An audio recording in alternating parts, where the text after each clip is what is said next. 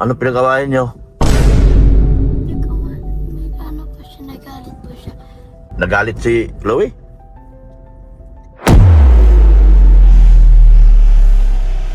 Nagkakarampihan sino? Yung mga pinsan. Kampihan. Ha? Pinsan. Mga pinsan mo? Kaya kayo nag-away?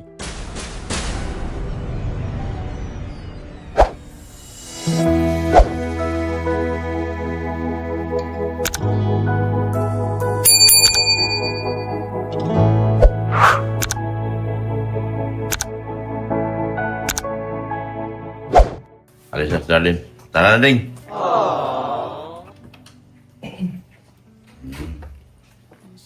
Kumain ka na? Dala. Doon ka na sa inyo kakain? Baka walang ulam doon. Meron po. Meron? Nagkuha po sila mama. Nagkuha po dun sa bukid. Nagkuha ng ulam sa bukid. May ulam ba sa bukid? Hindi po yung kinukuha sa ilog. Ha? Yung kinukuha po sa ilog. Dala ka na lang kaya ng ulam mo. Ano dadalhin? Wala ka nga luto. Wala ko palang luto. Kali na sila ng malingki. Saan papunta nyo ngayon? Doon lang po sa bahay. Ha? Ano lang sa sasakyan na iwan. Saan? Madala kay Papa bukas. Ha? Madala po kay Papa bukas. Yan, tayo natin kuya kay ano. Nag-video ka kanina. Nandun nga lang siguro. Ano yun? Sasakyan yung cellphone. Sa akin, nag-video ka man dito. Wala akong ano. Baka ako nakaligo. Hindi ka pa nagkain. Baka gutuman ka. Kailan ka balik? Linggo. Linggo. Oh, so mahatid kami kay Darlene. Sa ano niya?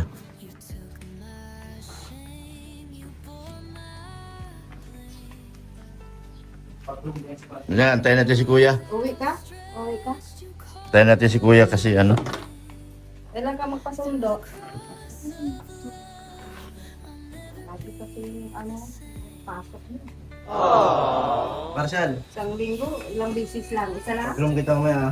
Ilang bisis ka nagpasok na yan? Tatlo ba?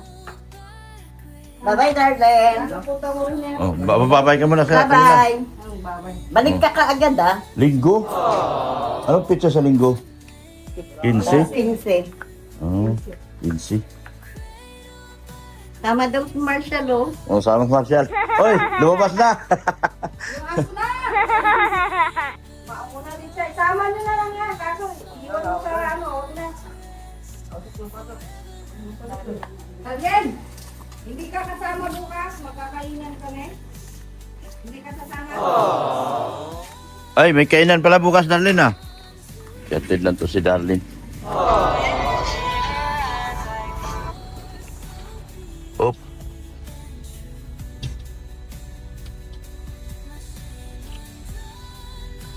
Katid na namin si Darlene, guys, kasi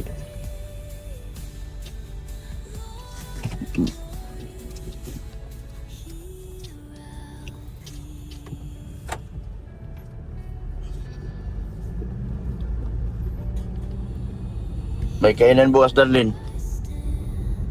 Hindi ka na masama? Galing sa makikipagbanggaan yan, no? Yun yung nagbanggaan yata sa ano. May masalong-salong. Support natin yung si Kalingap Rain, mga Kalingap. Saan mapunta nyo? Madala na po bukas. Saan? Padala bukas? Ano meron ba bukas? Ha? Valentine's. Nabis na pala natin Marisa. Oh, Valentine's. Nabis na natin Marisa si Papa nila ulit.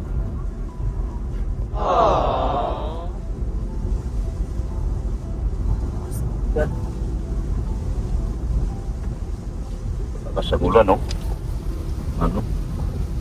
Baha dito. Oh, kalinga. Baha dito kaya. Yan o. Dito na wala yung plaka ko.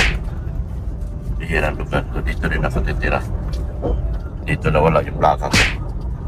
Wala din kayo pasok ngayon? Ha? Ha? Pati po si Bia. Ah, pati si Bien wala. Tapos pala sinama natin si Bien. Ihatid ka. No? Pati sinama natin si Bien, hinatid ka.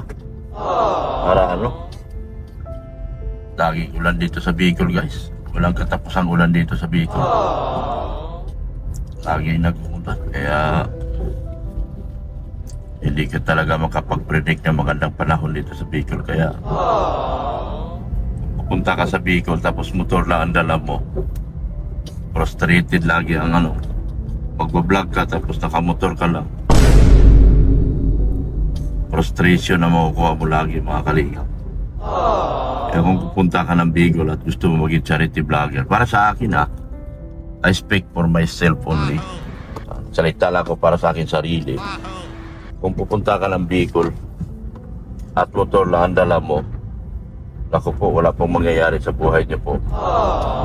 Kasi ang Bicol laging naulan ng baha dyan o tinalalaki ng dagat. Lagi pong naulan dito sa Bicol. Tapos bibihira po ng araw. Kung mag-araw man dito, 2 buwan lang. Kapalit yan. Diyos ko Lord. Puro ulan, bagyo, puro ulan, bagyo. Kaya effective ang vlog dito kasi dahil sa talaga yung mga tao dito, yung hirap sa buhay. Pangalawa, Tagalog sila karamihan. Pangatlo, yun nga. Pangatlo, mas madali silang i-vlog kasi hindi kayo nahihirapan mag-communicate sa kanila. They can speak Bicolano and they can speak Tagalog. Kaya madali po silang i-vlog. At saka sila din po yung alam nyo naman yan kahit nasa libro po natin yan na ang Camarines Norte the most pinaka-pahirap na probinsya ng history sa history din yata Camarines Norte. Yun. Kaya yun nga, ulitin ko kanina na hindi po effective dito na magmumotor ka lang dahil sa panahon na yan. Wala ka po talaga marating dito kung magmumotor ka pa. Puro abutin mo ulan, baha, tapos magkakasakit ka after. So sayang lang yung effort magpagod. Yan. Pero mas madali mong puntahan yung mga nasa bundok. Makakarating ka naman kahit sa bundok, basta kahit naka-totsi ka pa. Wala namang problema. Ang problema lang naman talaga dito ay yung ulan ay laging nandyan ang ulan. Yan. Baka bukas may pera dyan sa bangko na kasi kailangan ni Darlene pera. Bigyan natin siya ng allowance. Bigyan na rin ng pera si mama niya.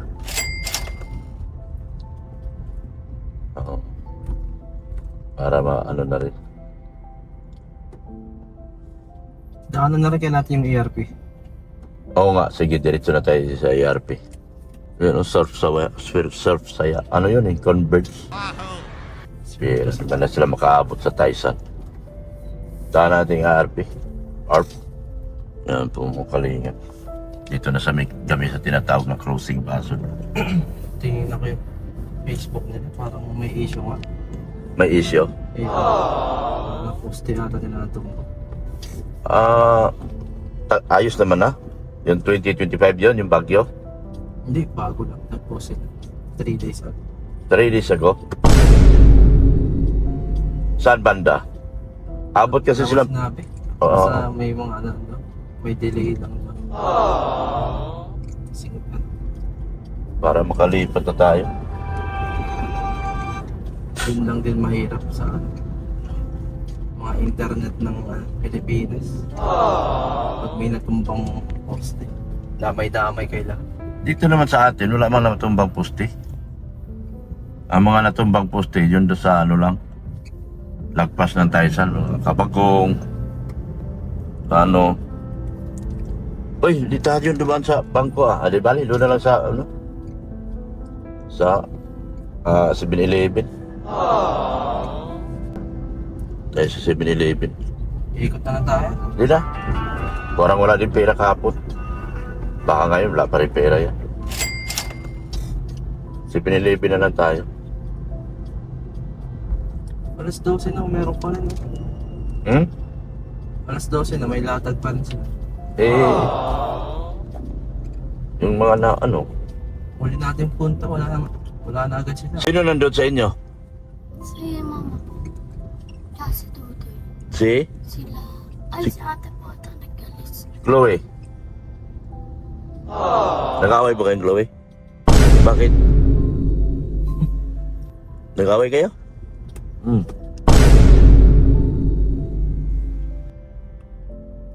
Ano pinag-awayan nyo? Hindi ko may ano po siya, nagalit po siya. Kasi kay mama daw po ako napunta. Ha? Kay mama daw po ako napunta. Kay mama mo napunta? Oo, yung pag nawi daw po ako, doon daw po ako nawi. Kay mama mo? Oh, siyempre man mauwi ka doon sa mama mo kasi doon nagalit si Chloe. Saan ka dapat nila pauwiin? Nagkakarampihan po sila. Nagkakarampihan sino? Ano yung Yung karampihan? mga pinsan. Kampihan. Ha? Pinsan. Mga pinsan mo? Kaya kayo nag-away? Maliit na bagay lang. Pagpatawaran na, kayo lang naman, magkakapatid lang naman kayo. Huwag nang pag-awayan yung, huwag nyo nang palakihin yung ano. Malaga, maayos kayo. Kasi, ang kinagalit lang nila, ang gusto, bakit ano bang gusto nila ni Chloe? Doon po mag-vlog sa kay tita. Ay, wala mo na doon. Si tita nasa sur. Ah? Nasa sur naman si tita. Doon gusto niya magpa-vlog Opo. kay tita mo. I mean, doon ka nila pauwiin sa kay tita mo. Ayaw ko man po. Ayaw mo man, ikaw man masusunod. Siyempre, doon ka sa mama mo kasi mama mo yun eh. Minsan lang kayo magpangita ng mama mo.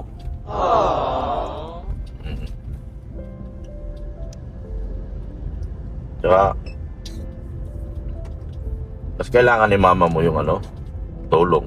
Sa ngayon kasi, Tsaka pinapost pa ako ng mga pinsan ko. pinupost ka. Ano mga sabi? Kapit magulang daw po. Ha? Kapit magulang. Na? Kapit magulang. Kapit magulang? Ano yun? Ano yung kapit magulang? Anong ibig sabihin ng kapit magulang? Yung sumusumbong daw po. Nasumbong na araw? Amaskil. Ganun. Eh, sabihin mo lang sila, huwag ka na i-post. Pinagpo-post ka pala nila na nagsusumbong ka kay mama mo, ganon? Dapat hindi ka nila i-post. Nasa akin ka baga, nag-aaral ka. Nasisira yung pag-aaral mo. Ulit kailangan na i-post ka. Wala ka namang ginawa. Nag-uwi na po dun sa kila lolo. Oo. Ama ng mama ko. Ano yung daw nila? Kakadugin. Ha?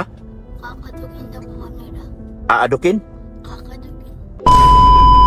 Katugin. Kakadugin? Anong kakadugin? Yung susuntukin po. Ha? Suntukin. Susuntukin ka? Bubugbugin? Bakit naman? Paano naman yan? Hindi naman siguro gagawin. Hindi nila gagawin yan. Andiyan man si mama mo. Kasi pag napunta ka raw, huwag nyo sa mga pinsan ni Chloe, sa tiyahin niya, huwag nyo awayin si, mga kamag-anak niya, huwag nyo awayin si Darlene. Kasi si Darlene, may isip na yan. Hindi na yan bata. Siyempre, kapag nasaktan siya, hindi yan talaga maano sa inyo. Hindi yan magiging malapit sa inyo.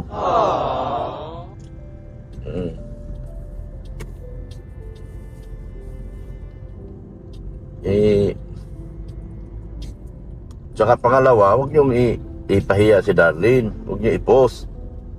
Kasi nag-aaral yung bata, nasa akin baga siya. Kinabukasan ang hinahanap natin para sa kanya, tapos awayin nyo pa yung bata, ipopost nyo.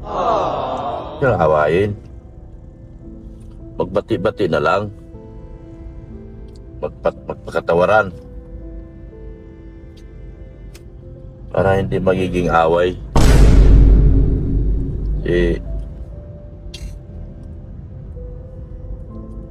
May pinag-block ka raw. May pinag-block ka? Opo sila. Sino? Sila ate. Sila, Chloe? Sino pa? Kasi sila nagsusurugan. Ha? Nagsusurugan po sila. Nagsusurugan? Nagtutulungan? Ganon? Yan. Kaya pinag-block mo? Kita nyo, pinagpa-block kayo. Tama lang yung ginawa mo para hindi mo makikita yung pinag-uusapan nila. Tama lang yun na pinagpa-block mo na lang. Para hindi na makita yung pinag-uusapan nila. Hindi mo mababasa. Pagkalawa, nag-aaral ka. Kaya kayo lang baga. Hindi naman kailangan magkaanuhan pa.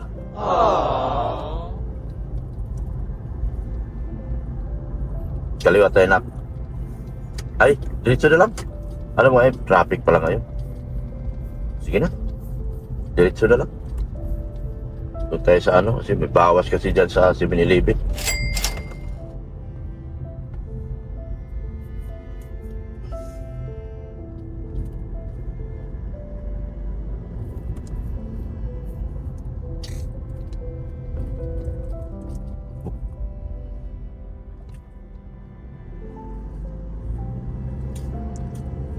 Punta kami. Malapit na kami mga kalingap. Meron pala silang hindi pagkaunawaan. Kaya si Darlene, wala namang problema ako kasi nanay man niya yun. Doon siya mauwi, okay lang naman. Kung may pagsiselos man ang bawat isa. Yung iba naman po kasi doon din naman po pinsan. Ha? Yung dalawa po doon din namin pinsan. Yung dalawa? Yung nakikita lang po, isa lang po yung ulot pong malaki. Yun lang po pinsan ko doon. Kasi po yung dalawa po doon, hindi po talaga po yung asawa ni tita. Hindi? Asawa po talaga ni tita, nandyan nag-iwalay po sila. Anak ng asawa ng tita mo? Opo, Dati? opo, wala po talaga ang anak ni tita. Walang anak tita mo, di ba? Si ano pala, yung asawa ni tita mo may dating pamilya? Anak sa una. Mga anak sa una. Ang pinsan mo lang doon yung kulot. Yan nga. Huwag na lang magano. Tulad yan. Balitaan ko, pinag-block lang kayo ni Darlene. Hindi ko naman pwede sabihin kay Darlene na i-friends kayo uli. I-unblock kayo kasi si Darlene ay may isip na po. Hindi na po natin pwede yan diktahan yung kanyang siya ay nag-matured na po. Hindi naman natin pwede diktahan yung bata. Kaya kung ako, nakikinig lang ako sa inyo kung anong sinaing nyo. Si Marisa, di naman nagtitik sa akin yun. Tahimik man lang yun. Si Saria, nandyan sa bahay nyo ngayon? Na kay ate mo. Yun. Atid lang kita sa bahay nyo kasi bibigyan ko si mama mo ng pang-allowance nyo. Ito allowance mo. Ha? Bibigyan din natin si mama mo para may pang-ulam kayo. Bigas pang-ulam. Dapat pala dala ka ng bigas. May bigas pa kaya yata doon. Para hindi na kayo mabili ng bigas pag nandyan ka. Dito dating school ni Darlene. Sa Dinaanan natin doon sa unahan. Tagpak. Oo. Diyan dati si Darlene nag-aaral. Ito mga schoolmate niya dati ito. Hala. Mukhang sarado na. O, teka. Sarado na nga. Ay, doon po ata doon sa kabila. Wala na. Ay, lakad na lang pa ako. Lakad ka na lang. Sige. Tapos, ganito. Ibigay mo na lang kay mama mo tong, pang-allowance nyo. Ha? Ibigay mo kay mama mo, pangalawas niyo yan, ha? Sige na. At, ingat ka. Sadali. Sabihin mo kay mama mo na hindi na ako tumuloy kasi sarado na dyan. Ginagawa na pala dyan. Ingat ka, ha? Hindi na ako makatuloy at ginagawa na pala rito. Ano sir? Focus po naman sila. Kaya nga, magbubuhos ng ano? Opo. Oo, Manhole. manhole. Kaya, hindi na ako matuloy. Alanganin na.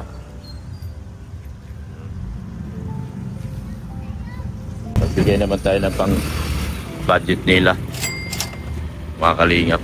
Ah, kaya mo? Kaya mo mag-atras? Ano?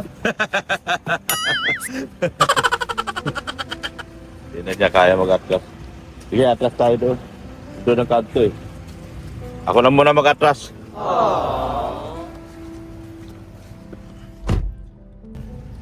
Kaya nakatuloy, sarado na eh. Malayo naman kung iikot pa tayo sa kabila.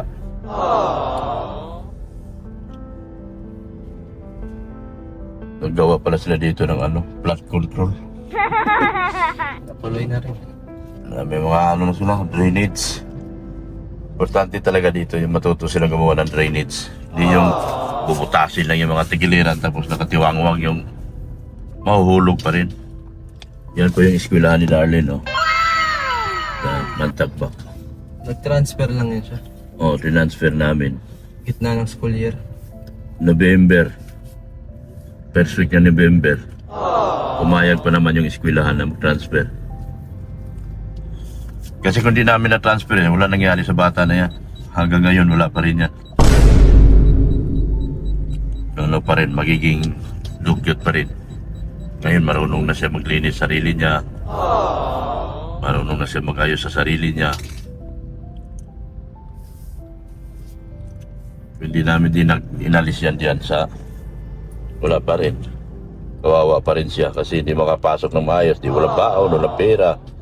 Walang pagkain, walang mag-alaga. Kasi wala yung nanay niya. So nagbigay ako ng pangalawas nila ngayon. Depende lang po sa ano.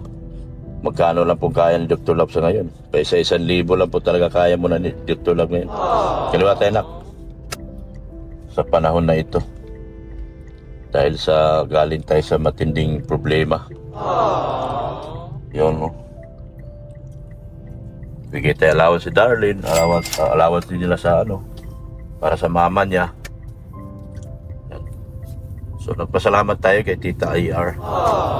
Sa tuwing kanan tayo.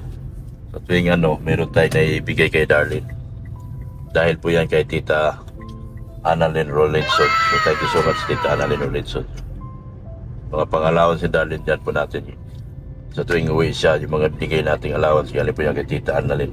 Sa tuwing uwi siya. So, hindi po natin siya pinipigilang umuwi mga kalingap kasi gusto natin lagi silang nagkikita-kita kanyang pamilya. Yan. Tsaka ano, makikita niya na yung kaibahan ng buhay niya. Tsaka ano, buhay niya noon at saka baka mahulog ka rito ha. Sige. Malalim nga. Yun ang kaibahan po mga kalingap.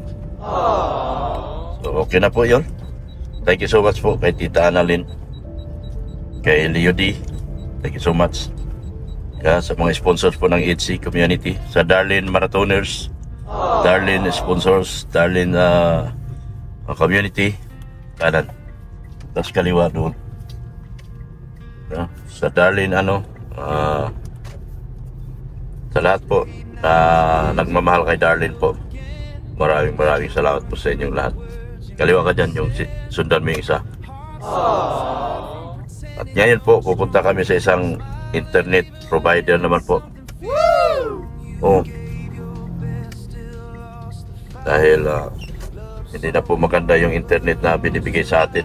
Masyado pong mababa.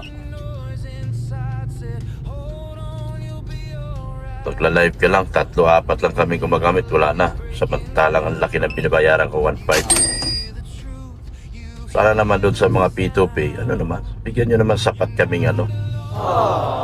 Yung mga, kahit ginawa nyo lang kaming 100 o 100 Mbps, okay na sa akin yun.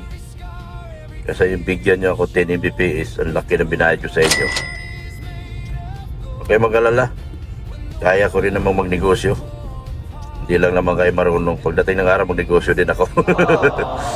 So, magpakonect ako sa enterprise. Pero sinisiguro ko sa inyo, pag ako nagnegosyo ng ganyan, bibigyan ko ng tamang kahit 50 Mbps walang. Yeah, boy. Sobrang liit naman yung 50 Mbps nga, nakapag-upload ka na, nakapag-download ka na niyan. Pero yung 10 Mbps niya, kahit 20 pa, yun, makahina po yan. Kawawa po yung mga consumer niyo. Thank you so much po. Kalinga friend, support natin. Pulubi Milyonaryo, support natin. Bilisan ka lang. Yan. Sa ITSI community, sa ITSI lahat, sa Team Banig, kay Tita Melanie de Cordero, yan, thank you so much po. Kay Tipay, kay Mission Pinoy, support natin. Kay Marlene Cabrasero, thank you so much din po sa mga tulong niyo po. Parang dito yung ARP kaliwa yung ARP. Kukuha po kami ng ano, parang dito yun eh. Saan ba yung ARP? Kaliwa ko. Yan. Sige, hanapit ko. Oh, may motor. Yan. Yan yata, JB Mobile App. Sabi mo lang. Tanong natin. Ayun, salamat po sa inyong walang sawang pagmamahal po kay at pagsuporta at pag-subscribe kay Kuya Bal Santos Matubang, Ate Edna Vlog, kay Kalinga Prab, at kay Ma'am Jack Tapia Matubang. Yan. Nahanap namin yung ARP. Wala din talaga silang linya doon. Sila din ang linya nila. Nabuwal daw ang kanilang mga poste. I don't know. Wala. No choice. Baka pag naayos ko ang aking kapirahan, baka ano na lang talaga ako. Starlink na lang talaga.